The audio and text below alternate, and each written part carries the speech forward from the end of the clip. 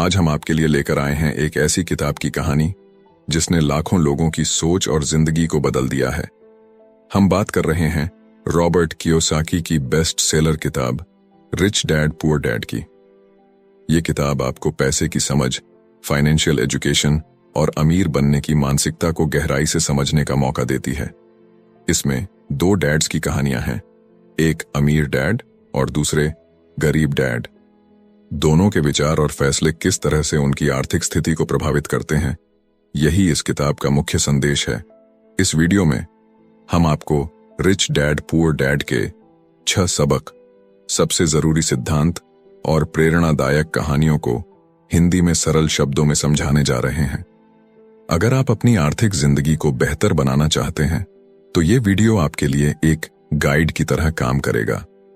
इसमें आप जानेंगे कि पैसा आपके लिए कैसे काम कर सकता है, संपत्ति और कर्ज में फर्क क्या होता है, क्यों फाइनेंशियल एजुकेशन आपके स्कूल के सिलेबस से ज्यादा जरूरी है और अमीर लोग अपनी सोच से कैसे अमीर बनते हैं।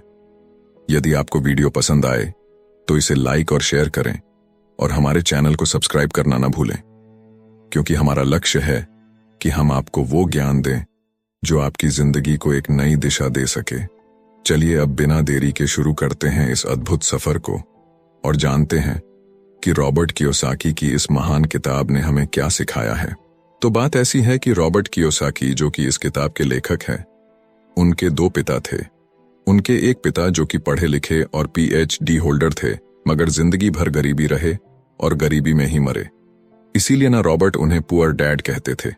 वहीं उनके दूसरे पिता बहुत पढ़े लिखे तो नहीं थे, लेकिन काफी अमीर थे, इसीलिए रॉबर्ट उन्हें रिच डैड बुलाते थे। तो अब यह सोचने की बात है कि किसी भी इंसान के एक ही वक्त में 2 पिता कैसे हो सकते हैं। तो इसका जवाब यही है कि उनके गरीब पिता यानी कि रियल पिता का एक ही सपना था कि रॉबर्ट खूब मेहनत से पढ़ाई करने के बाद किसी बड़ी सी कंपनी में नौकरी करके अपने भविष्य को सुरक्षित कर ले। मगर रॉबर्ट के दूसरे पिता जो कि अमीर थे, वो एक्चुअली में रॉबर्ट के दोस्त माइक के पिता थे और वो चाहते थे कि रॉबर्ट अपनी जिंदगी में कुछ चैलेंजेस को ले, क्योंकि सारे सबक सिर्फ स्कूल में ही नहीं सीखे जाते। कुछ सबक ऐसे होते हैं जिन्हें इंसान अपनी जिंदगी के तजुर्बों से ही सीखता है। तो स्कूली पढ़ाई सिर्फ आपको अच्छे ग्रेड्स तो दिला सकती है, लेकिन जिंदगी की पढ़ाई बहुत कुछ सिखाती है। बेशक पढ़ाई लिखाई की अपनी अहमियत है, मगर सिर्फ इसके भरोसे बैठ करके ही सब कुछ हासिल नहीं किया जा सकता। तो चलिए जानते हैं कि एग्जैक्टली हमें क्या करना है और कैसे करना है। उसके लिए पहला सबक कहता है कि अमीर लोग पैसे के लिए काम नहीं करते। सुनने में थोड़ा अजीब है, लेकिन इस लाइन को समझने के लिए ये कहानी आपकी काफी मदद करेगी। तो होता ऐसा है कि एक आदमी था जिसके पास एक गड्ढा था। जब भी उसे अपने गड्ढे से कुछ मेहनत करवानी होती थी तो वो एक गाजर को उसके सामने लटका देता था। उस गाजर को देखते ही गधा उसे खाने के लालच में काम करता चला जाता था। उसे बड़ी उम्मीद थी कि एक दिन वो उस गाजर तक पहुंच ही जाएगा। अभी उस आदमी के लिए तो एक अच्छी खासी तरकीब बन गई काम करवाने की, मगर बेचारे गधे को कभी भी वो गाजर नहीं मिल पाई। अब पूछिए क्यों? क्योंकि वो गाजर बस एक छलावा है। बहुत से लोग ठीक उस गधे की तरह ही होते हैं। वो मेहनत पर मेहनत के लिए चले जाते हैं, इस उम्मीद में कि एक दिन वो अमीर बन जाएंगे, मगर पैसा उनके लिए महज एक सपना बन के रह जाता है। इस सपने के पीछे भागने से आप उस तक कभी नहीं पहुंच सकते। तो पैसे के लिए काम करने की बजाय पैसे को अपने लिए काम करने दीजिए। जब आप अमीर बनना चाहते हैं तो सिर्फ पैसे कमाने के लिए काम ना करें, क्योंकि जिस तरीके से हम अमीर बनने की राह में कदम बढ़ाते हैं, हमारा डर और लालच हम पर हावी होने लगता है कि कहीं हम गरीब के गरीब ही ना रह जाएं। बस इसी डर से हम और ज्यादा मेहनत करने में जुट जाते हैं। फिर हमारा लालच हम पर हावी होने लगता है। हम उन सारी खूबसूरत चीजों की कल्पना करने लगते हैं जो पैसे से हासिल की जा सकती हैं। अब यही डर और लालच हमें ऐसे चक्कर में उलझा देता है जो कि कभी भी खत्म नहीं होता। तो हम अब और मेहनत करते हैं कि और ज्यादा कमा सके, और फिर हमारा खर्च भी उसी हिसाब से बढ़ने लगता है। तो इसी को अमीर डैड राइट रेस कहते हैं। अब इसका नतीजा ये हुआ कि हम पैसे कमाने के लिए हद से ज्यादा मेहनत करते हैं, खर्च करते हैं, और ये एक ट्रैप है, यानी कि ये एक जाल है। और आपको लालच और डर का ये ट्रैप अवॉइड करना है, क्योंकि हम में से ज्यादातर लोग जो अमीर होना चाहते हैं वो इसी ट्रैप का शिकार हो जाते हैं। तो पैसे के पीछे मत भागिए, बल्कि पैसे को अपने पीछे भागने के लिए मजबूर कर दीजिए। आपकी नौकरी लगी है तो आप काम पर यह सोच करके मत जाइए कि हर महीने आपको एक पे चेक लेना है, क्योंकि वो पे चेक आपके सारे बिल्स मुश्किल से ही भर पाता है। वैसे ये हर महीने की कहानी बन जाती है। फिर तंग आकर के आप कोई दूसरी नौकरी ढूंढ करके और ज्यादा मेहनत करने लगते हैं, लेकिन तब भी आप पैसे के लिए ही काम कर रहे होते हैं, और यही वजह है कि आप कभी भी अमीर नहीं बन पाते। सच का सामना कीजिए। आपकी जवाबदेही खुद के लिए है, ना कि दूसरों के लिए। तो आपके जो भी सवाल है वो आप खुद से पूछिए, क्योंकि उनका जवाब सिर्फ आपके ही पास है। क्या आप सिर्फ इसलिए काम कर रहे हैं कि आपकी जिंदगी में सिक्योरिटी रहे? एक ऐसी नौकरी जहां से आपको निकाले जाने का कोई डर ना हो, या फिर आप सिर्फ 2 पैसे कमाने के लिए काम करते हैं और आपको लगता है कि एक दिन आप इस तरीके से अमीर हो जाएंगे? क्या बस यही आपको सेटिस्फाई करने के लिए काफी है? अगर आपका जवाब हां है, तो मुझे आपकी सोच पर बड़ा अफसोस है, क्योंकि आपने जो अमीर बनने का सपना देखा है ना, वो कभी पूरा नहीं होने वाला। आप हमेशा गरीबी में ही जिएंगे। लेकिन अगर आपका जवाब ना है, तो आपका पहला कदम यह होगा कि सबसे पहले आप अपने मन से डर को हटा दीजिए, क्योंकि ज्यादा पैसा ना कमा पाने का डर और लालची आपको बगैर सोचे समझे काम करने के लिए मजबूर करता है, और हमारा यही कदम हमें नाकामयाबी की तरफ धकेलता है। बेशक हम सबके अंदर डर और चाहत की भावना होती है, और ये नेचुरल है, लेकिन उन्हें खुद पर इतना हावी ना होने दीजिए कि हम उनके बस में होकर के उलटे सीधे फैसले लेने लग जाएं। बेहतर होगा कि हम जो भी करें, पहले उसके बारे में खूब सोच लें। हमेशा दिल से नहीं, बल्कि दिमाग से काम लें। हर सुबह अपने आप से पूछिए कि क्या आप उतना कर पा रहे हैं जितना कि आपको करना चाहिए? क्या आप अपनी पोटेंशियल का पूरा इस्तेमाल कर पा रहे हैं? आम लोगों की तरह सोचना छोड़ दीजिए, जो काम सिर्फ और सिर्फ पैसे के लिए करते हैं। ये सोचना छोड़ दीजिए कि मेरा बॉस कम पैसे देता है, मुझे ज्यादा मिलना चाहिए, मैं ना इससे ज्यादा कमा सकता हूं। एक बात याद रखिए, आपकी परेशानियों के लिए सिर्फ आप जिम्मेदार हैं, कोई और नहीं। बॉस अगर आपकी सैलरी को नहीं बढ़ा रहा है तो उसे इल्जाम मत दीजिए। जब आप खुद की प्रॉब्लम्स की जिम्मेदारी लेते हैं, तो सिर्फ आप ही उसका हल निकाल सकते हैं। और यही वो पहला सबक और पहला प्रिंसिपल है जो कि आमिर डैड ने रॉबर्ट को सिखाया। इस सबक का एक पार्ट ये भी था कि अमीर डैड ने उन्हें एक कन्वीनियंस स्टोर में काम करने पर लगा दिया। उन्हें इस काम के कोई पैसे नहीं मिले, वो बस काम करते रहे, और इसका फायदा ये हुआ कि वो अपने दिल से काम में लगे रहे, और इस दौरान कई नए आइडियाज उनके दिमाग में आते रहे। पैसे को अपने पीछे कैसे भगाया जाए, इस बारे में उन्हें कई विचार मिले। उन्होंने देखा कि उस स्टोर की क्लर्क कॉमिक्स बुक के फ्रंट पेज को 2 हिस्सों में फाड़ देती थी। आधा हिस्सा वो रख लेती और आधा हिस्सा फेंक देती थी, तो देर शाम में स्टोर में एक डिस्ट्रीब्यूटर आया करता था। वो कॉमिक्स बुक्स के ऊपरी आधे हिस्से को क्रेडिट के लिए लेता, पर बदले में नई कॉमिक्स बुक्स दे जाया करता। तो एक दिन उन्होंने उस डिस्ट्रीब्यूटर से पूछा कि क्या वो पुरानी कॉमिक्स बुक्स ले सकते हैं।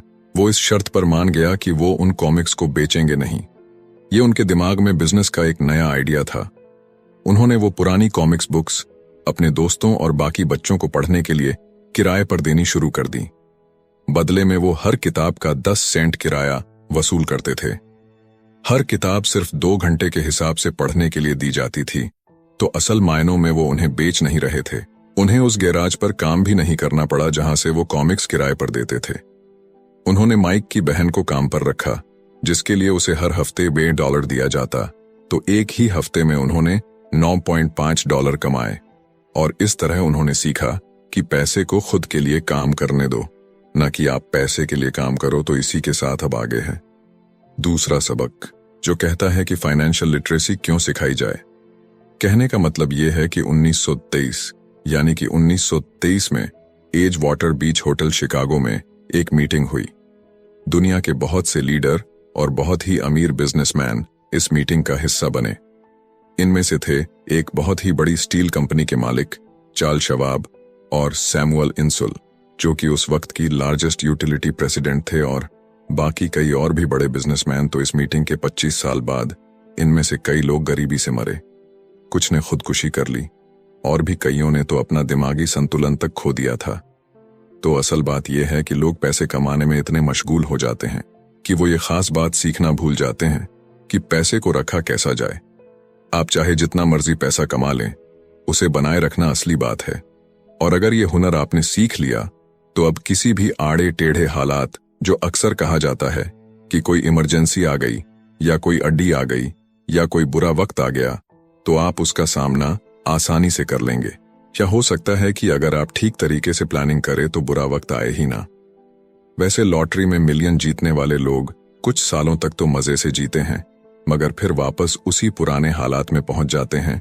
तो अधिकतर लोगों के सवाल होते हैं कि अमीर कैसे बने या अमीर बनने के लिए क्या करें। इन सवालों के जवाब से अधिकतर लोगों को निराशा ही होती है, मगर इसका सही जवाब होगा कि पहले आप फाइनेंशियल लिटरेट बनना सीखें। देखिए, अगर आपको एम्पायर स्टेट बिल्डिंग खड़ी करनी है तो सबसे पहले आपको एक गहरा खड्डा खोदना पड़ेगा, फिर उसके लिए एक मजबूत नींव रखनी पड़ेगी। लेकिन अगर आपको एक छोटा सा घर बनाना हो तो एक 6 इंच कंक्रीट स्लैब डाल करके भी आपका काम चल जाएगा। मगर अफसोस तो इसी बात का है कि हम में से ज्यादातर लोग 6 इंच स्लैब पर एक एम्पायर स्टेट बिल्डिंग खड़ी करना चाहते हैं, और वो ऐसा करते भी हैं तो जाहिर सी बात है कि बिल्डिंग टूटेगी ही टूटेगी। गरीब डैड रॉबर्ट से बस यही चाहते थे कि वो खूब पढ़ाई करे, लेकिन अमीर डैड उसे फाइनेंशियली लिटरेट बनाना चाहते थे। ज्यादातर स्कूल सिस्टम बस घर बनाना सिखाते हैं, मजबूत फाउंडेशन नहीं। स्कूली शिक्षा और पढ़ाई की अपनी अहमियत है, मगर असल जिंदगी में यही सब कुछ नहीं है। और इसी के साथ आगे है तीसरा सबक, जो कि कहता है कि लायबिलिटीज और एसेट्स के बीच में फर्क समझे और हमेशा एसेट्स खरीदे। वैसे सुनने में ये बड़ी आसान सी बात लगती है ना, लेकिन यही एक नियम है जो आपको अमीर बनाने में मदद करेगा। अक्सर गरीब और मिडिल क्लास लोग लायबिलिटीज को यानी कि जिम्मेदारियों को एसेट्स समझ लेते हैं, यानी कि अपनी संपत्ति समझ लेते हैं। मगर अमीर जानता है कि असल में एसेट्स होते क्या हैं, और वो वही खरीदता है अमीर डैड। किस यानी कि KISS किस प्रिंसिपल में यकीन रखते हैं, जिसका मतलब है कीप इट सिंपल स्टूपिड। उन्होंने लेखक और उसके दोस्त माइक को यही सिंपल बात सिखाई, जिसकी बदौलत वो इतनी मजबूत फाउंडेशन रखने में कामयाब रहे।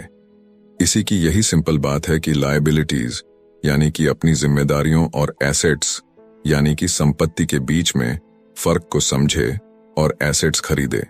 लेकिन अगर ये इतना ही सिंपल है तो हर आदमी अमीर होता है ना। मगर यहाँ पर मामला उल्टा है। ये एक्चुअली में इतना सिंपल है कि हर कोई इस बारे में सोचता तक नहीं है।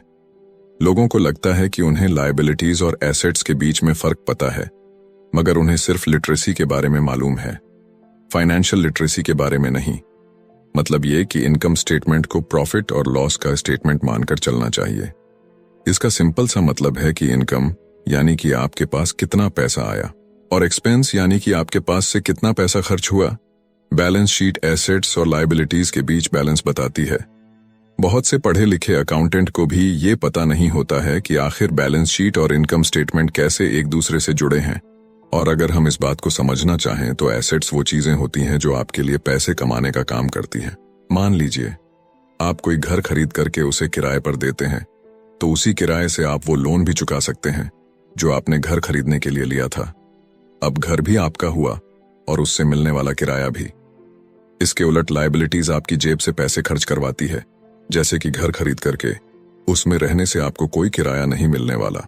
तो अब आप समझ गए होंगे कि अगर अमीर बनना है तो एसेट्स खरीदिए, और गरीब ही रहना है तो लायबिलिटीज। अमीर लोगों के पास ज्यादा पैसा इसलिए होता है कि वो इस KISS keep it simple stupid principle पर यकीन करते हैं। वहीं दूसरी तरफ गरीब लोग इस प्रिंसिपल को ठीक से समझ ही नहीं पाते। इसीलिए इस बात पर जोर दिया जा रहा है कि सिर्फ लिटरेट नहीं बल्कि फाइनेंशियल लिटरेट बनिए। सिर्फ नंबर से कुछ नहीं होता। फर्क तो तब पड़ता है जब आप अपनी कहानी खुद लिखे। अधिकतर परिवारों में देखा गया है कि जो मेहनती होता है उसके पास पैसा भी ज्यादा होता है, मगर उसका फायदा क्या? जब सारा पैसा लायबिलिटीज में ही खर्च हो जाए तो आइए समझते हैं कि मिडिल क्लास आदमी अपना पैसा किस तरीके से खर्च करता है। और अगर यही उनका तरीका रहता है तो सारी जिंदगी वो मिडिल क्लास ही बनकर रहेंगे, या क्या पता उससे भी नीचे चले जाएं, क्योंकि आप देख सकते हैं कि उनका सारा पैसा लायबिलिटीज यानी कि जिम्मेदारियों में ही खर्च हो रहा है। कभी मोर्टगेज, कभी रेंट, कभी car loan, house loan, credit card का बिल फीस, बिजली का बिल और भी ना जाने क्या क्या। उनकी सारी कमाई इसी में खर्च हो जाती है। दूसरी ओर गरीब लोग हैं जिनकी कोई लायबिलिटी तो नहीं है, मगर उनके कोई एसेट्स भी तो नहीं होते। वो भी पैसा कमाते हैं, सैलरी पाते हैं, मगर हर रोज के खर्चों में उनका सारा पैसा उड़ जाता है। माना कि एक गरीब आदमी $1000 कमाता है, उसमें से $300 वो अपने छोटे से घर के किराए में खर्च करता है, $200 उसके आने जाने का किराया, $200 टैक्स और $300 खाने और कपड़ों में खर्च हो जाता है। तो अब उसके पास बचा क्या? कुछ भी नहीं, और कभी कभी तो उधार लेकर के भी उसे काम चलाना पड़ता है, जिससे कि वो और भी ज्यादा गरीब हो जाता है। इसके विपरीत अमीर लोग एसेट्स खरीद के रखते हैं, फिर उनके वो एसेट्स उन्हें और पैसा कमा कर देते हैं। उनकी कमाई इस तरह 2 से 4, 4 से 8 होती जाती है। अधिकतर अमीर लोग दिमाग से काम लेते हैं और वो घर लोन पर लेकर उसे किराए पर लगा देते हैं। बिना मेहनत के हर महीने किराया मिलता है, जिससे वो अपना लोन भी चुकता कर लेते हैं। इसे कुछ यूं समझते हैं, आप मानिए कि लोन की इंस्टॉलमेंट $1 है, तो ये अपने घर का $2 किराया वसूल करेंगे, $1 बैंक को देंगे, $1 अपनी जेब में तो हो गया ना, बिना मेहनत के पैसा कमाना। तो एक्चुअली में अमीर डैड और गरीब डैड के बीच बस सोच का फासला है। अपना पैसा कैसे खर्च करें, सिर्फ यही मुद्दे की बात है और कुछ नहीं। 1966 के दिनों में अगर बच्चों से पूछा जाता था कि वो बड़े होकर क्या बनेंगे, तो सबके पास यही जवाब होता था कि वो अच्छे ग्रेड्स लाएंगे और डॉक्टर बनेंगे, इंजीनियर बनेंगे। तब सबको यही लगता था कि अच्छे ग्रेड्स लेकर के वो बहुत पैसा कमा सकेंगे। हालांकि उनमें से बहुत बच्चे आज बड़े होकर के डॉक्टर बन चुके हैं। बावजूद इसके उनमें से काफी लोग आज भी फाइनेंशियली स्ट्रगल करते नजर आएंगे, क्योंकि उन्हें हमेशा यही लगा कि ज्यादा पैसा कमाने से उनकी सारी परेशानियां दूर हो जाएंगी। मगर आज के दौर में ऐसा नहीं है। आज बहुत से बच्चे फेमस एथलीट बनना चाहते हैं, या फिर सीईओ, या फिर कोई मूवी स्टार या रॉक स्टार, क्योंकि उन्हें पता है कि सिर्फ अच्छी पढ़ाई और अच्छे ग्रेड्स के भरोसे बैठ करके वो करियर में सक्सेस नहीं पा सकते। आजकल फाइनेंशियल नाइटमेयर बहुत आम हो गया है। अक्सर नए शादीशुदा जोड़े ये सोचते हैं कि उनकी सैलरी अब डबल हो जाएगी, क्योंकि दोनों जने कमा रहे हैं। एक छोटे से घर में रहते हुए वो अब बड़े घर के सपने देखते हैं, इसीलिए वो पैसा बचाना शुरू कर देते हैं। इसकी वजह से उनका सारा ध्यान सिर्फ अपना कैरियर बनाने पर होता है। उनकी कमाई बढ़ने लगती है तो जाहिर है उसी हिसाब से खर्चे भी बढ़ेंगे। तो मुद्दा मामला ऐसा है कि अब जब आप फाइनेंशियल लिटरेट हुए बिना पैसा बनाते हैं या बिना सोचे समझे उसे खर्च करते हैं, तो होता यह है कि आप पहले से भी ज्यादा खर्चा करने लगते हैं। ये एक ऐसा चक्कर है जो फिर से चलता ही रहता है। नई जोड़े ने अब इतना पैसा कमा लिया है कि वो एक बड़ा घर खरीद सके। उन्हें तो यही लगेगा कि वो अब थोड़े अमीर हो गए हैं, मगर असलियत तो ये है कि बड़े घर के साथ उन्होंने नई लायबिलिटीज भी खरीद ली है। उनके कैश फ्लो में अब प्रॉपर्टी टैक्स का खर्च बढ़ गया है। अब उन्हें एक नई गाड़ी भी चाहिए, फर्नीचर भी चाहिए, सब कुछ नया। उनकी लायबिलिटीज बढ़ती ही चली जा रही है, और ज्यादातर होता यही है कि इनकम के साथ साथ खर्चे भी बढ़ने लगते हैं। फिर एक दिन अचानक इस सच्चाई का खुलासा होता है, मगर तब तक हम इस राइट रेस में बुरे तरीके से फंस चुके होते हैं। फिर ऐसे ही लोग हमारे लेखक रॉबर्ट के पास आकर के पूछते हैं कि अमीर कैसे बना जाए। अब यही सवाल तो मुसीबत की जड़ है, क्योंकि सबको लगता है कि पैसा ही हर चीज का इलाज है। ये मानना ही एक बड़ी गलती है।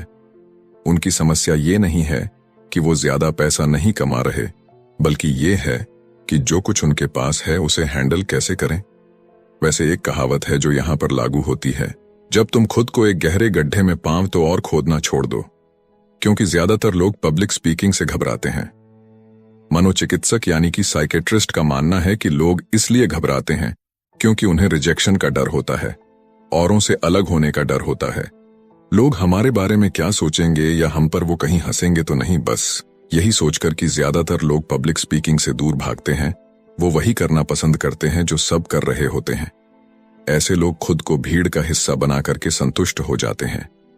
आपका घर आपका सबसे बड़ा एसेट है, लोन लीजिए। अरे अब तो प्रमोशन हो गया है, अब तो सैलरी बढ़ गई है, तो नया घर तो ले ही लो। यही सब बातें ना हम लोगों से सुनते आ रहे हैं, और फिर हम भी ना उसी रास्ते पर चल पड़ते हैं, क्योंकि जो सब कर रहे हैं वो जरूर से सही ही होगा। भाई इतने सारे लोग मिलकर के कोई गलती तो नहीं कर सकते ना, ऐसा हम सोचते हैं, राइट? मगर नहीं, ऐसा बिल्कुल भी नहीं है। अमीर डैड ने कहा था कि जापानीज लोग 3 चीजों की ताकत जानते थे, तलवार, कीमती जवाहरात और शीशा। तलवार बाजुओं की ताकत का प्रतीक है, कीमती जवाहरात पैसे की ताकत का, और शीशा खुद के अंदर छुपी हुई ताकत को दिखाता है, और वही हमारी सबसे बड़ी ताकत है। जब आप खुद को जानते हैं शीशे के सामने, अगर आप खुद से सवाल पूछ सकते हैं कि मैं सही हूं या मुझे भी भीड़ का हिस्सा बनकर रहना चाहिए, तो जो जवाब आपको मिलेगा बस वही आपकी असली ताकत है। तो गरीब और मिडिल क्लास खुद को पैसे का गुलाम बनने देते हैं, इसीलिए वो कभी भी अमीर नहीं बन पाते।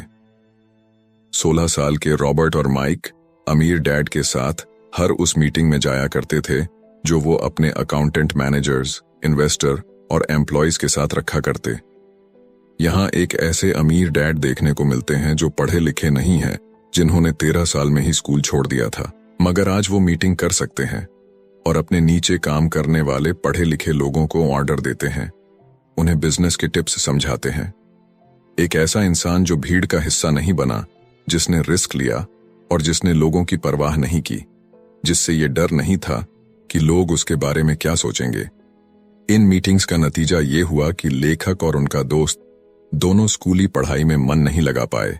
जब भी उनकी टीचर कोई काम देती थी, उन्हें रूल्स के हिसाब से करना होता था, तो उन्हें एहसास हुआ कि स्कूली पढ़ाई किस तरीके से बच्चों की प्रतिभा को निखरने नहीं देती, उसे दबा देती है, उनकी क्रिएटिविटी को मारकर उन्हें एक सांचे में ढालकर इस समाज का एक मशीनी हिस्सा भर बना देती है।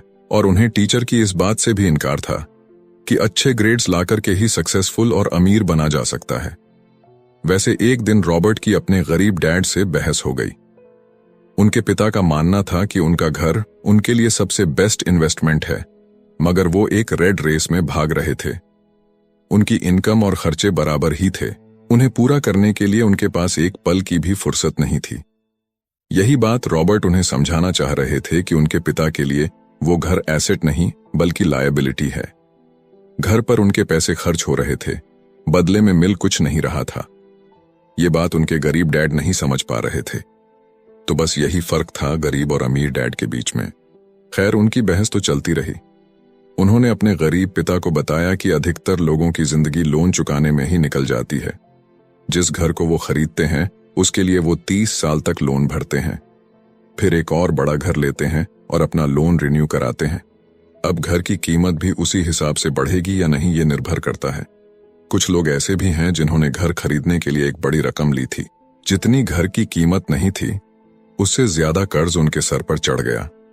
इसका सबसे बड़ा नुकसान लोगों को ये होता है कि वो बाकी जगह इन्वेस्टमेंट नहीं कर पाते, क्योंकि उनका सारा पैसा उस घर पर लगा है। उन्हें कभी इन्वेस्टमेंट करने का मौका ही नहीं मिल पाता और ना ही वो इस बारे में कुछ सीख पाते हैं, और इसी तरीके से कई एसेट्स उनके हाथों से निकल। अगर इसके बदले लोग सिर्फ एसेट्स पर ध्यान दें तो उनका फ्यूचर कहीं ज्यादा बेहतर हो सकता है। अब उदाहरण के लिए रॉबर्ट की पत्नी के पेरेंट्स एक बड़े से घर में शिफ्ट हो गए। उनका सोचना था कि अपने लिए बड़ा और नया घर लेना एक सही फैसला है, क्योंकि बाकियों की तरह उन्हें भी घर लेना एक एसेट्स लगता था।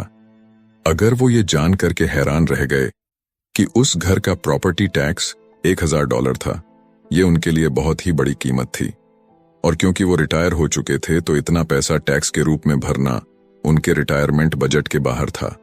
बेशक हम ये नहीं कह रहे कि आप एक नया घर ना लें, बल्कि हम समझाना चाहते हैं कि जितने पैसे से आप एक बड़ा घर लेंगे, उतने पैसे आप किसी एसेट में इन्वेस्ट करें तो बेहतर होगा।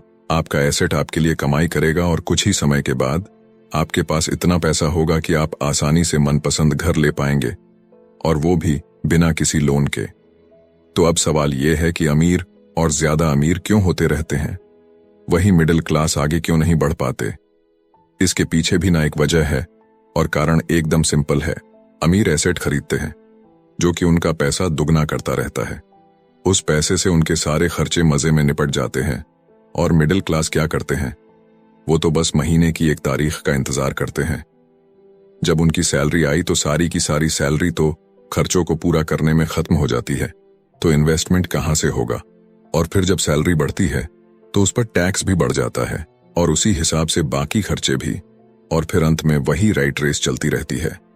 कहने का मतलब ये है कि एक कर्ज में डूबा समाज जहां पर हम रहते हैं, मतलब ये कि अपने घर को एसेट समझना ही वो रीजन है जो कि हमें कर्ज के बोझ तले दबाती है। आज यही अधिकतर लोगों की सोच है। अगर सैलरी बढ़ी है तो लोग सोचते हैं कि अब वो बड़ा सा घर ले सकते हैं, क्योंकि उन्हें ये अपने पैसे का सही इस्तेमाल लगता है। इसके बदले अगर वो पैसा सही जगह लगाया जाए तो उनकी जिंदगी हमेशा के लिए बदल सकती है। लेकिन ऐसा हो नहीं पाता, क्योंकि उनका सारा वक्त हाड़ तोड़ मेहनत करने में चला जाता है। अपनी नौकरी को सेफ जोन समझ करके वे उससे अलग कुछ सोच ही नहीं पाते, और साथ ही उन पर कर्ज का इतना बोझ होता है कि वो नौकरी छोड़ने का रिस्क ले ही नहीं सकते। अब जरा खुद से सवाल कीजिए कि आज आप नौकरी छोड़कर बैठ जाते हैं तो कितने दिन आपका गुजारा चलेगा? क्योंकि अगर आप फाइनेंशियली लिटरेट नहीं हैं, अगर आपने सारी उम्र सिर्फ सैलरी के भरोसे ही काटी है और एसेट्स के बदले आपने लायबिलिटीज पाल ली है, तो यकीनन आपकी जिंदगी बहुत ही कड़ी चुनौती है। सिर्फ नेटवर्थ के भरोसे आपका काम नहीं चल सकता। नेटवर्थ बताता है कि आपके पास वाकई में कितना पैसा है, चाहे वो गैराज में पड़ी पुरानी कार के रूप में ही क्यों ना हो। अब भले ही वो कार कुछ काम की ना हो, जबकि वेल्थ का मतलब है कि आपके पास जो पैसा है उससे आप कितना और पैसा कमा रहे हैं। जैसे कि मान लीजिए कि आपके पास कोई एसेट है जिससे हर महीने मुझे $3000 की कमाई हो जाती है और हर महीने आपके $6000 खर्च होते हैं, तो मैं सिर्फ आधे महीने ही अपना गुजारा कर पाऊंगी। तो सल्यूशन ये होगा कि अपने एसेट से मिलने वाले पैसे को आप बढ़ा दें। जब वो $6000 आपको मिलने लगेगा तो आप रातों रात अमीर नहीं हो जाएंगे, मगर इस तरह आप वेल्थी होने लगेंगे। अब अगर आप अचानक नौकरी छोड़ते भी हैं तो आपके एसेट्स आपका सारा खर्च कवर कर लेंगे। अब वेल्थी तभी बन पाएंगे जब आपके खर्च आपके एसेट्स की ग्रोथ से कम रहे, और इसी के साथ आगे है चौथा सबक, जो कहता है कि अपने काम से काम रखें। दुनिया की सबसे बड़ी फूड चैन मैकडोनाल्ड के फाउंडर रे क्रॉकनी एक MBA क्लास में की स्पीच थी। ये 1947 की बात है। उनकी ये स्पीच बड़ी ही शानदार थी। लोगों को प्रेरित करने वाले स्पीच के बाद जब MBA क्लास के स्टूडेंट्स ने कुछ वक्त उनके साथ बिताने की गुजारिश की तो वो उनके साथ बियर पीने चले गए। बातों बातों में रे ने अचानक एक सवाल किया कि क्या आप लोग जानते हैं कि मैं किस बिजनेस में हूं? अब ये बात तो सबको मालूम थी कि वो हैमबर्गर बेचते थे। इस बात पर वो हंसने लगे और बोले कि उनका असल बिजनेस तो रियल एस्टेट है, क्योंकि मैकडोनाल्ड के लिए हर लोकेशन का चुनाव सोच समझ कर किया जाता है। जहां उसकी फ्रेंचाइज बनाई जाती है वो जमीन भी साथ ही बेची जाती है। तो इसका सीधा सा मतलब है कि मैकडोनाल्ड की फ्रेंचाइज खरीदने वाले को वो जमीन भी खरीदनी पड़ती थी। तो इस तरीके से ये एक रियल एस्टेट बिजनेस भी हुआ। यही सबक अमीर डेंड ने रॉबर्ट को सिखाया कि अक्सर लोग खुद के लिए छोड़ करके बाकी सबके लिए काम करते हैं। वो टैक्स पे करके गवर्नमेंट के लिए काम करते हैं, वो उस कंपनी के लिए काम करते हैं जहां वो नौकरी करते हैं, बैंक का मॉर्टगेज देकर उसके लिए काम करते हैं। और ये सब इसलिए क्योंकि हमारा एजुकेशन सिस्टम ही ऐसा है। स्कूल हमें एम्प्लॉय बनना सिखाता है, ना कि एम्प्लॉयर। जो आप पढ़ते हैं वही आप बनते हैं। अगर आपने साइंस पढ़ी है तो डॉक्टर, मैथमेटिक्स पढ़ी है तो इंजीनियर, मतलब जो भी आपने पढ़ा है वो आप बने। अब मुसीबत तो ये है कि इससे छात्रों का कोई भला नहीं हो पाता, क्योंकि वो नौकरी और बिजनेस के बीच के फर्क में उलझ कर रह जाते हैं। जब कोई पूछता है कि आपका क्या बिजनेस है तो आपको ये नहीं बोलना चाहिए कि मैं तो एक डॉक्टर हूं या एक बैंकर हूं, क्योंकि वो आपका प्रोफेशन है, बिजनेस नहीं। कहने का मतलब ये है कि आप जो भी करते हैं उसे अपना बिजनेस बनाइए, नौकरी नहीं। अपनी सारी उम्र दूसरों के लिए काम करके उन्हें अमीर करने में बर्बाद ना करें, बल्कि खुद की जिंदगी को खुशहाल बनाने के लिए काम करें। बहुत से लोगों को इस बात का एहसास बड़ी देर से होता है कि उनका हाउस लोन उनकी जान ले रहा है, और फिर उन्हें लगता है कि जिसे वो एसेट मानने की गलती कर रहे थे, एक्चुअली कभी वो एसेट था ही नहीं।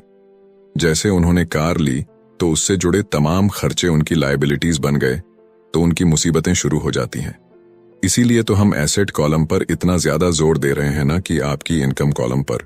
और यही फाइनेंशियली सिक्योर होने का सही तरीका है। आप कितने अमीर हैं ये जानने का सही तरीका नेटवर्थ इसलिए नहीं है, क्योंकि जब भी आप अपने एसेट बेचते हैं तो उन पर भी टैक्स लगता है। आपको उतना पैसा नहीं मिलता जितना कि आप सोचते हैं। आपके बैलेंस शीट के हिसाब से आपको जितना भी पैसा मिलेगा उस पर भी आपको टैक्स देना पड़ेगा। ये किताब आपको कभी ये सलाह नहीं देगी कि आप अपनी नौकरी छोड़ें। आप अपनी नौकरी करते रहिए और साथ ही एसेट्स भी खरीदते रहिए। और एसेट्स से मेरा मतलब है सही और असली मायने में एसेट्स। मैं ये नहीं कहूंगी कि आप कोई कार्ड लीजिए, क्योंकि वो मेरी नजर में असेट्स यानी कि संपत्ति नहीं है, क्योंकि जैसे ही आप उसे चलाना शुरू करते हैं वो अपनी कीमत का 25% खो देती है। अब किस तरह के एसेट्स खरीदे जाने चाहिए, यहां हम आपको कुछ उदाहरण देते हैं। ऐसा बिजनेस जहां आपकी मौजूदगी जरूरी ना हो, जो दूसरे लोग आपके लिए चलाएं, क्योंकि आप वहां पर ज्यादा वक्त देंगे तो वो बिजनेस नहीं, नौकरी होगी। दूसरा है रियल एस्टेट पे पैसा लगाएं। तीसरा है स्टॉक और बांड खरीदे। तो जब एसेट खरीदे तो अपनी पसंद की चीजों पर पैसा लगाएं, क्योंकि आपका मन होगा तभी आप उस पर ध्यान दे पाएंगे। अगर उसमें आपकी रुचि होगी तो आप उसे बेहतर समझ पाएंगे। रॉबर्ट को रियल एस्टेट और स्ट्रोक्स में रुचि थी, खासकर छोटी कंपनीज में इन्वेस्ट करना। अपने अमीर डैड की सलाह पर उसने अपनी नौकरी कभी नहीं छोड़ी। वो जॉब करता रहा, साथ ही अपने एसेट कॉलम को बड़ा और मजबूत बनाता चला गया। एक पैसा भी जो आप कमाते हैं उसे बेकार न जाने दें। अपने पैसे को अपना गुलाम मानकर चलिए, जो कि आपके लिए काम करे। आप लग्जरी खरीदना चाहते हैं, शौक से खरीदे, कोई बड़ी बात नहीं, मगर ये ना भूले कि अमीर और मिडिल क्लास में यही सोच का फर्क है। जहां मिडिल क्लास पैसा आते ही पहले लग्जरी में खर्च करेगा, वहीं अमीर आदमी उसे अंत में खरीदेगा। और इतना समझ लेने के बाद अब अगले सबक में आप अमीर लोगों के सबसे बड़े सीक्रेट के बारे में जानेंगे। तो 5वां सबक कहता है कि अमीर पैसा इन्वेंट करते हैं। अलेक्जेंडर ग्राहम बेल ने टेलीफोन इन्वेंट करने के बाद उसे पेटेंट कर दिया था। इनका बिजनेस बढ़ा और संभालने में मुश्किल होने लगी तो वो वेस्टर्न यूनियन गए और उन्हें अपना पेटेंट और छोटी सी कंपनी $1,00,000 में बेचने की पेशकश की। उस वक्त की वेस्टर्न यूनियन के प्रेसिडेंट ने पेशकश को ठुकरा दिया। उन्हें ये दाम कुछ ज्यादा ही लग रहे थे और फिर उसके बाद एक बड़ी कंपनी AT&T का जन्म हुआ। रॉबर्ट 1984 से प्रोफेशनल तौर पर पढ़ा रहे हैं। एक चीज जो हजारों लोगों को पढ़ाने के बाद उन्होंने जानी तो वो ये कि उन सब लोगों में पोटेंशियल था, बल्कि हर एक इंसान में पोटेंशियल है जो कि हमें महान बना सकती है। इसके बावजूद जो हमें रोकता है वो है खुद पर डाउट रखना। स्कूल छोड़ने के बाद हमें पता चलता है कि जिंदगी में आगे बढ़ने के लिए सिर्फ ग्रेड्स ही काफी नहीं होते। जैसे सिर्फ स्मार्ट लोग ही आगे नहीं बढ़ते, बल्कि वे बढ़ते हैं जो कि बोल्ड भी होते हैं। ये सच है कि फाइनेंशियल जीनियस होने के लिए इसकी नॉलेज भी होनी चाहिए, मगर साथ ही हिम्मत और बोल्डनेस भी चाहिए। ज्यादातर लोग पैसे के मामले में कोई रिस्क नहीं लेना चाहते, मगर अमीर होने के लिए आपको रिस्क लेने ही पड़ेंगे, क्योंकि हो सकता है कि आने वाले सालों में एक नया बिल गेट्स पैदा हो या अगला अलेक्जेंडर और बाकी शायद दिवालियां बनकर गरीब हो जाए। अब ये आपकी मर्जी है, आप इनमें से क्या बनना चाहते हैं। अगर आप अपना फाइनेंशियल IQ बढ़ाते हैं तो बहुत कुछ हासिल कर सकते हैं, और अगर नहीं तो आने वाले साल और भी डरावने हो सकते हैं, क्योंकि हर पुराना जाता है तो नया आता है। तो जो आज है वही सबसे खुशहाल वक्त है। आज के दौर में लोग ज्यादा फाइनेंशियली स्ट्रगल कर रहे हैं क्योंकि उनकी सोच अभी भी पुरानी है। फिर वे अपनी गलती ना मानकर या तो अपने बॉस को इल्जाम देंगे या नई टेक्नोलॉजी को। जो कभी कल के दौर में एसेट था वही आज लायबिलिटी बन चुका है, तो आपको अपडेट रहने की जरूरत है। रॉबर्ट ने एक गेम डिजाइन किया जिसे वो कींच फ्लो कहते हैं। ये लोगों को सिखाता है कि पैसा कैसे काम करता है, अमीर बनने की राह क्या है और राइट रेस से बाहर कैसे निकले। ये सारी चीजें इस गेम से समझाने की कोशिश की गई है। एक दिन एक औरत आई। गेम खेलने के दौरान उसने एक बोर्ड कार्ड जीता, जिसका मतलब था कि उसने उस गेम में एक बोर्ड जीती। वो औरत बड़ी खुश हुई, मगर जब उसे पता चला कि वोट लेने के लिए तो उसे एक बड़ी रकम टैक्स भरनी होगी, तो उसकी खुशी गायब हो गई। वो वोट उसके लिए अब एसेट नहीं बल्कि लायबिलिटी बन गई। उसे पता चला कि ऐसे तो ये वोट उसकी जान ही ले लेगी। उसे ये आइडिया समझ में ही नहीं आया और रिफंड की मांग की। उसे उसके पैसे वापस मिल गए और वो चली गई, मगर बाद में उसने फोन करके बताया कि उसे अब गेम का आइडिया कुछ समझ में आने लगा था। वो उस गेम से अपनी लाइफ को जोड़ करके देख पा रही थी। पैसा कैसे काम करता है, इस बात को समझ ना पाने की वजह से उसका गुस्सा जायज था। हम भी अक्सर यही करते हैं। जो बात हमारी समझ से परे होती है उस पर गुस्सा आता है और हम जिंदगी की हर परेशानी के लिए उसे ब्लामे करना शुरू कर देते हैं। मगर अगर ठंडे दिमाग से सोचे तो ये तरीका एकदम गलत होगा। बेहतर होगा कि हम उन्हें समझने की कोशिश करें, तो गेम ऑफ लाइफ जीत सकते हैं। बहुत से लोग कैश फ्लो गेम में खूब पैसा जीतते हैं, फिर उन्हें समझ ही नहीं आता कि उस पैसे का क्या करें, तो वो हैरान होने लगते हैं। इसकी वजह है उनकी पुरानी सोच जो आगे नहीं बढ़ने देती, और फिर वो बाद में सारा पैसा ही हार बैठते हैं। कुछ लोग कहते हैं कि वे हार गए क्योंकि उनके पास सही पत्ते नहीं थे। बहुत से लोग इस तरह जिंदगी में सही मौकों की तलाश में बैठे रहते हैं। कुछ लोग तो सही मौका मिलता भी है तो उसका फायदा नहीं उठा पाते क्योंकि वो कहेंगे कि उनके पास पैसा ही नहीं था। अब कुछ ऐसे भी होते हैं जिन्हें पैसा और मौका दोनों मिले, फिर भी वो कुछ हासिल नहीं कर पाए क्योंकि एक्चुअली में वो समझ ही नहीं पाए कि ये एक अपॉर्चुनिटी है। फाइनेंशियल इंटेलिजेंस का मतलब है कि आप पैसे को लेकर कितने क्रिएटिव हो सकते हैं। अगर आपको मौका मिलता है तो बगैर पैसे के आप क्या करेंगे, और अगर पैसा है मगर मौका नहीं तो उस सूरत में आप क्या करेंगे। ये सब आपकी फाइनेंशियल इंटेलिजेंस पर निर्भर करता है। ज्यादातर लोग इस बात का एक ही सॉल्यूशन जानते हैं कि खूब मेहनत करके खूब पैसा कमाया जाए, लेकिन आपको सीखना है कि अपने लिए मौका कैसे पैदा किया जाए, न कि उसके इंतजार में बैठे रहे। सबसे खास बात अमीरों की जो है वो ये है कि उन्हें पता है कि पैसा असली चीज नहीं है। असली चीज है इसका सही मतलब जानना, ये जान लेना कि जो हमें चाहिए वो हम इससे बना सकते हैं। हमारा दिमाग हमारे लिए सबसे बड़ा एसेट होता है। यही हमें सुपर रिच बना सकता है या सुपर पुअर, निर्भर करता है कि हम कैसे इसका इस्तेमाल करें। जो लोग सफल हैं उनके साथ कदम मिलाकर चलना है तो आपको ये सीखना पड़ेगा कि पैसा बढ़ाने की चाहत को खुद के अंदर कैसे पैदा करें। आपको अपने सबसे बड़े एसेट यानी कि आपके दिमाग को इन्वेस्ट करने की जरूरत है। आपको फाइनेंशियली इंटेलिजेंट होना पड़ेगा। तो आइए इसे हम समझते हैं एक उदाहरण से। 1990 के दशक में एरिज़ोना और फिनिक्स के आर्थिक हालात बुरे चल रहे थे। वहां के लोगों को हर महीने $100 बचाने की सलाह दी जा रही थी। बुरे वक्त के लिए पैसा बचाने का विचार कुछ हद तक सही भी है, मगर उस पैसे का क्या फायदा जो आप जमा करते जाते हैं। इससे तो अच्छा है कि उनका कुछ हिस्सा इन्वेस्ट किया जाए जो कि आगे चलकर आपको फायदा दे। खैर, बात करते हैं एरिज़ोना और फिनिक्स के लोगों की जो आर्थिक तंगी झेल रहे थे। ऐसे में इन्वेस्टर को ये एक बढ़िया मौका लगा। लोग जो अपनी प्रॉपर्टी अपने पौने दामों में बेच रहे थे उसे कई इन्वेस्टर्स ने हाथों हाथ खरीद लिया। रॉबर्ट ने भी $75,000 की कीमत वाला एक घर सिर्फ $20,000 में खरीद लिया। इसके बाद उन्होंने अर्टोनी के ऑफिस में एक ऐड दिया, $75,000 वाला घर सिर्फ $60,000 में। बस इसे लेने के लिए ग्राहक टूट पड़े। रॉबर्ट का फोन बजना बंद ही नहीं हो रहा था कि ये पैसा उनको उस एसेट से मिलने जा रहा था जो उन्होंने प्राइमरी नोट के रूप में ग्राहक से लिया था, और उन्हें ये पैसा कमाने में केवल 5 घंटे लगे। उन्होंने जो $40,000 इन्वेंट करे वो उनके एसेट कॉलम से क्रिएट हुए थे, और बगैर टैक्स के उन्होंने अचानक ही मिले एक मौके का फायदा उठाकर ये पैसा क्रिएट अपने इनकम कॉलम में ऐड कर लिए। कुछ सालों के बाद ही उनके इस बिजनेस ने इतना पैसा क्रिएट किया कि उनकी कंपनी की कार, गैस, इंश्योरेंस, क्लाइंट के साथ डिनर ट्रिप और बाकी चीजें सब कवर हो गईं। जब तक गवर्नमेंट उन खर्चों पर टैक्स लगाती, इनमें से ज्यादातर चीजें प्री टैक्स एक्सपेंसेस में खर्च हो चुकी थीं। कुछ सालों के बाद ही जो घर $60,000 में बिका था अब वो $1,10,000 का था। अभी भी उनके पास कुछ मौके थे, मगर वो इतने कम थे कि उनके लिए रॉबर्ट को एक वैल्यूएबल एसेट लगाना पड़ता, और अपना वक्त भी तो वो आगे बढ़ गए। उन्हें अब नए मौकों की तलाश करनी थी।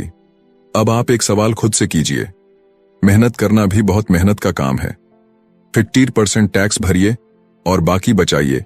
अब वो सेविंग्स आपको 5% इंटरेस्ट देगी, और फिर उस पर भी आप और टैक्स भरे। इससे तो अच्छा होगा कि आप अपना पैसा और टाइम अपने सबसे पावरफुल एसेट यानी कि अपने दिमाग पर इन्वेस्ट करें और फाइनेंशियली इंटेलिजेंट बने। ये दुनिया कभी भी एक सी नहीं रहती, जो आज या कल नहीं होगा। कभी मंदी तो कभी तेजी का दौर चलता रहेगा। वक्त के साथ टेक्नोलॉजी और भी बेहतर होती जाएगी। आज मार्केट ऊपर है तो कल नीचे होगा। खासकर स्टॉक मार्केट तो हर रोज बदलता है, मगर इससे आपको क्या फर्क पड़ेगा? अगर आप फाइनेंशियली इंटेलिजेंट है तो क्योंकि आप तो हर हालात के लिए तैयार रहेंगे। आपको जिंदगी में बेशुमार मौके मिलेंगे जहां पर आप अपनी फाइनेंशियल इंटेलिजेंट का फायदा उठा सकते हैं। जरूरत है तो बस उन मौकों को लपकने की। अमूमन हम 2 तरह के इन्वेस्टर देख सकते हैं। पहले वो जो पैकेज इन्वेस्टमेंट खरीदते हैं और ये काफी आसान और बगैर झंझट का काम है। दूसरे इन्वेस्टर अपने लिए खुद ही इन्वेस्टमेंट क्रिएट करते हैं। इनको आप प्रोफेशनल भी कह सकते हैं। जितना ये इन्वेस्ट करते हैं उससे कई गुना ज्यादा पैसा बना लेते हैं। अब अगर आप इस तरह के इन्वेस्टर बनना चाहते हैं तो आपको खास तौर पर इन 3 स्किल्स को समझने की जरूरत है। पहली, ऐसी अपॉर्चुनिटी ढूंढिए जो कि बाकी न ढूंढ सके। याद रहे कि आपका दिमाग वो देख सकता है जो बाकियों की आंखें भी नहीं देख पाए। दूसरा है, पैसा बढ़ाइए। जब पैसे की जरूरत पड़े तो मिडिल क्लास केवल बैंक जाता है, मगर दूसरे टाइप के इन्वेस्टर पैसा बढ़ाकर के कैपिटल रेस करते हैं। उन्हें हमेशा बैंक की जरूरत नहीं पड़ती। और आगे ये तीसरा, स्मार्ट लोगों को ऑर्गेनाइज कीजिए। इंटेलिजेंट लोग वो होते हैं जो अपने से ज्यादा स्मार्ट लोगों के साथ मिलकर के काम करते हैं। इसीलिए इन्वेस्ट करने से पहले अपने इन्वेस्टमेंट एडवाइजर को चुनें। मुझे मालूम है कि यह सब आपके लिए कुछ ज्यादा है, मगर इसके रिवॉर्ड्स तो बड़े ही शानदार हैं। जिंदगी में रिस्क बहुत है, लेकिन उन्हें हैंडल करना सीख करके ही आप अमीर बन पाएंगे। और इसी के साथ आगे है 6वां सबक, सीखने के लिए काम करें, पैसे के लिए नहीं। तो बात ऐसी है कि एक बार एक जर्नलिस्ट ने रॉबर्ट का इंटरव्यू लिया था। रॉबर्ट उसके आर्टिकल पहले भी पढ़ चुके थे और उस जर्नलिस्ट के लिखने के स्टाइल से बहुत ही प्रभावित थे। इंटरव्यू जब पूरा हुआ तो उस जर्नलिस्ट ने रॉबर्ट को बताया कि वो एक मशहूर लेखिका बनकर उनकी ही तरह एक दिन फेमस होना चाहती है। तो रॉबर्ट ने उनसे पूछा, तो ऐसा क्या है जो उन्हें मशहूर होने से रोक रहा है? इस सवाल के जवाब में उस जर्नलिस्ट ने कहा, उनकी जॉब आगे नहीं बढ़ पा रही है। इस पर रॉबर्ट ने सुझाव दिया कि उस जर्नलिस्ट को कोई सेल्स क्लास ज्वाइन कर लेनी चाहिए। जर्नलिस्ट ने बताया कि उनकी एक दोस्त उन्हें पहले ही ये ऑफर दे चुकी है, मगर उन्हें ये छोटा काम लगता है। वो ये भूल गई थी कि रॉबर्ट खुद कभी सेल्स स्कूल जा चुके थे। तो इस बात का पॉइंट ये है कि अगर आपके पास कोई टैलेंट है जिसके दम पर आप कुछ पैसा कमाना चाहते हैं तो आपका टैलेंट काफी नहीं होगा, क्योंकि उस टैलेंट को कैसे भुनाया जाए जब तक आप ये बात नहीं जानते, आपका टैलेंट यूं ही बेकार है। जब तक आप उसे लोगों के सामने पेश करने का हुनर नहीं सीख जाते, आप कुछ नहीं कमा सकते। तो बेचने की कला सीखने में कोई शर्म की बात नहीं है। किसी भी सेल्समैन को इसके लिए शर्मिंदा नहीं होना चाहिए। एक तो सबसे बड़ा फर्क अमीर डैड और गरीब डैड के बीच में था, वो ये है कि गरीब डैड हमेशा नौकरी की चिंता करते थे कि जॉब हमेशा सिक्योर रहे, क्योंकि एक सेफ जॉब ही उनके लिए सब कुछ थी, जबकि अमीर डैड हमेशा सिर्फ और सिर्फ कुछ सीखने पर जोर देते थे। अमीर बनने के लिए आपको बहुत कुछ सीखना पड़ेगा। इसके अलग पहलू को देखें तो स्कूल हमें रिवॉर्ड करते हैं किसी एक ही खास चीज में महारत के लिए। इसका एक उदाहरण देखिए, जब डॉक्टर मास्टर की डिग्री लेते हैं तो उसके बाद किसी एक स्पेशल फील्ड में डॉक्टरेट करते हैं, जैसे कि पीडियाट्रिक या कुछ और, मतलब एक छोटे से विषय पर उन्हें बहुत पढ़ना पड़ता है उस फील्ड में महारत के लिए, और यही उनका रिवॉर्ड होता है। ऐसे ही बहुत कुछ जानने के लिए जो थोड़ा बहुत आप सीखते हैं, वो नॉलेज तभी आएगी जब आप अलग अलग कंपनीज के लिए काम करेंगे, दुनिया की अलग अलग चीजों को जाएंगे, चीजें कैसे काम करती है ये सभी बातें अनुभव करेंगे, तभी आपकी नॉलेज बढ़ेगी। शायद यही वजह थी कि अमीर डैड छोटे रॉबर्ट और माइक को अपने साथ लेकर जाते थे जब वे अपने डॉक्टर, अकाउंटेंट्स, लॉयर या किसी प्रोफेशनल से मिलने जाते। जब रॉबर्ट ने मैरिन कॉर्प्स ज्वाइन करने के लिए अपनी हाई पेइंग जॉब छोड़ी तो उसके गरीब मगर पढ़े लिखे पिता समझ नहीं पा रहे थे कि रॉबर्ट ने ऐसी शानदार नौकरी क्यों छोड़ी। वे गलत तरह से इस फैसले से सख्त निराश हुए। रॉबर्ट ने उन्हें समझाने की हर मुमकिन कोशिश की कि उनका ऐसा करना क्यों जरूरी था, मगर उन्हें तो ये बात हजम ही नहीं हो रही थी। रॉबर्ट ने उन्हें कहा कि वो सीखना चाहते हैं कि खुले आसमान में कैसे उड़े। उन्हें जानना था कि वर्कर्स की टीम को कैसे हैंडल किया जाए। किसी भी कंपनी को अपने बलबूते पर चलाना कितना मुश्किल काम है। रॉबर्ट ये सब सीखना चाहते थे। वियतनाम से लौटने के बाद रॉबर्ट ने अपनी जॉब से रिजाइन कर दिया और जेरोक्स कॉर्प्स को ज्वाइन कर लिया। उन्हें यह नौकरी किसी फायदे के लिए नहीं चाहिए थी। वो इतने शर्मीले थे कि किसी को कुछ भी बेचने के ख्याल से ही उन्हें पसीना आ जाता। अपनी इसी कमी को दूर करने के लिए उन्होंने जेरोक्स के सेल्स ट्रेनिंग प्रोग्राम की शिक्षा ली। इसके बाद रॉबर्ट ने खुद अपनी कंपनी की शुरुआत की और अपना पहला शिपमेंट भेजा। वे अगर इसमें नाकामयाब रहते तो पक्का दिवालिया हो जाते, लेकिन उन्होंने ये रिस्क लिया और अपने अमीर डैड की सीख को याद रखा कि बेशक आप 30 की उम्र से पहले दिवालिया होने का रिस्क ले सकते हो, क्योंकि इस उम्र में आपको रिकवर होने का मौका भी मिल जाता है। ज्यादातर एम्प्लॉय अपने वर्कर्स को इतना तो पे करते हैं कि वो काम छोड़कर ना जाए, और ज्यादातर वर्कर भी जी फाड़ करके इसलिए मेहनत करते हैं कि वो काम से निकाले ना जाए। इसीलिए तो उन्हें सिर्फ अपनी सैलरी और कंपनी से मिलने वाले फायदों से ही मतलब होता है। इस सोच के साथ उनके कुछ साल तो बढ़िया गुजरते हैं, मगर ये लंबे समय तक काम नहीं करता।